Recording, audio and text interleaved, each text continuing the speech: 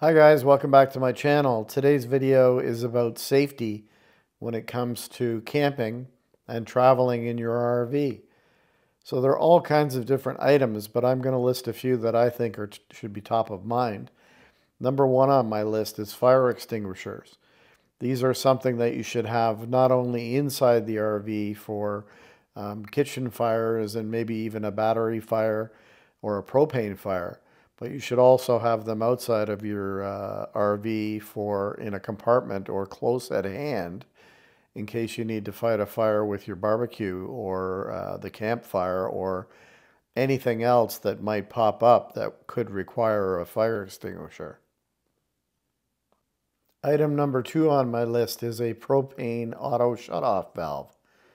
These get hooked up directly either on your propane tank, or if you have a fixed propane tank like a motorhome might have, it gets attached directly on the tank before the lines go to the RV. And these devices will automatically detect a minor leak or a major leak, and they shut off the propane to ensure that if there was a fire or a problem, you're not going to have a catastrophic loss, hopefully. So item number two on my list is a automatic propane shutoff valve. Number three on my list is a smart surge protector. And you might say, well, why would you need that as a safety item? But I've seen many articles and photos of folks that have plugged in their RV to a pedestal at a park and had the wires completely burn up and fry, not only on the pedestal end, but also on the end where it connects up to your inverter in your RV. And this can create an electrical fire. So having one of these circuit analyzers hooked up at the pedestal before you plug in your RV could save you from an RV fire and a catastrophic loss as well.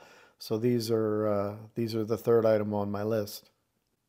Now the third item on my list, I consider it to be a safety item, but it's also a protection item. And I know a lot of RVers, like anybody, love their fur babies.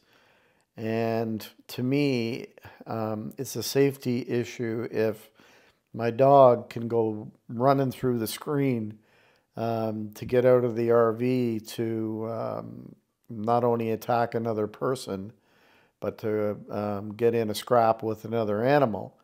And having one of these stronger screens on your RV will keep your fur baby safe, but it'll also keep other